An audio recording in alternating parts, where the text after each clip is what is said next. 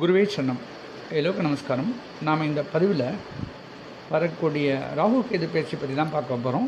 மேஷம் முதல் மீனம் வரைக்கும் ஒவ்வொரு ராசிக்கும் எப்படிப்பட்ட பலனை தரும் அப்படிங்கிறது நம்ம விரிவாக பார்க்க போகிறோம். ஏற்கனவே நான் எந்தெந்த ராசிக்கு யோகம் தரும் அவயோகம் தரும்னு முன்னாடியே ஒரு வீடியோ போட்டிருக்கேன். நான் அப்போ சொல்லும்போது அதோட டீட்டெயில்ஸ் இந்த ராகு கேது பயிற்சிக்கு முன்னாடி நான் போடுறேன்னு சொல்லியிருந்தேன். அதுதான் இந்த வீடியோ. இதில் மேஷம் தொடங்கி மீனம் வரைக்கும் எல்லா ராசிக்கும் எப்படிப்பட்ட பலன் இருக்குங்கிறத நம்ம பார்க்க போகிறோம்.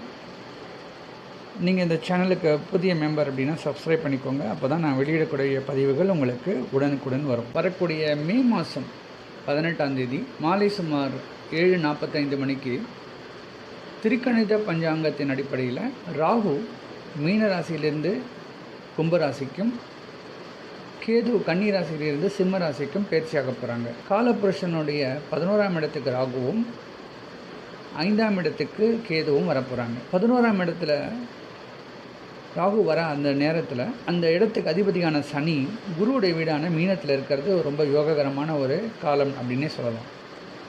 அது மட்டும் இல்லை, பொதுவாகவே இந்த ராகு கேது ஒரு வீட்டிலேருந்து இன்னொரு வீட்டுக்கு பயிற்சி ஆகிறது காலகட்டங்கிறது கிட்டத்தட்ட 1.5 வருடம், கிட்டத்தட்ட 18 மாதம் வரைக்கும் ஒரு ராசியில் இருப்பாங்க. அப்படி இப்போ கும்பத்தில் பயிற்சி ஆகக்கூடிய இந்த ராகு மற்றும் சிம்மத்தில் பயிற்சி ஆகக்கூடிய கேது சுமார் 1.5 வருஷத்துக்கு அப்புறமா தான் அடுத்த கட்டத்துக்கு போவாங்க. ஆனால் இந்த வாட்டி என்ன நடக்கிறதுன்னு பார்த்தோன்னா, குரு தன்னுடைய பார்வையால் ராகுவை கண்ட்ரோல் பண்ண போகிறாரு.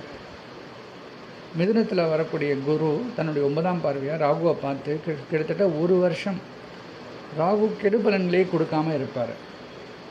அதே சமயத்தில் ராகுவுக்கு வீடு கொடுத்த சனி கூட குருவுடைய வீடான மீனத்தில் இருக்கிறது 2 வகையில் பார்க்கும்போது நன்மை தான்.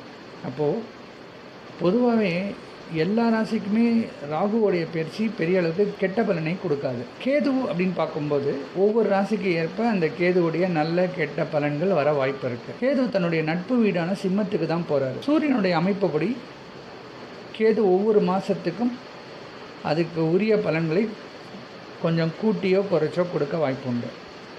பொதுவாகவே கேதுவோட அமைப்பால் குருவுடைய வீடுகள், செவ்வாயோட வீடுகள் மற்றும் சூரிய சந்திர வீடுகள் இவங்களுக்கு பெரிய அளவுக்கு பாதிப்பு இருக்காது. ஏன்னா தன்னுடைய நட்பு வீடான சூரியனோட வீட்டில் இருக்கிறதால இந்த நட்பு சார்ந்த வீடுகளுக்கு பெரிய அளவுக்கு பிரச்சனை கொடுக்க மாட்டார்.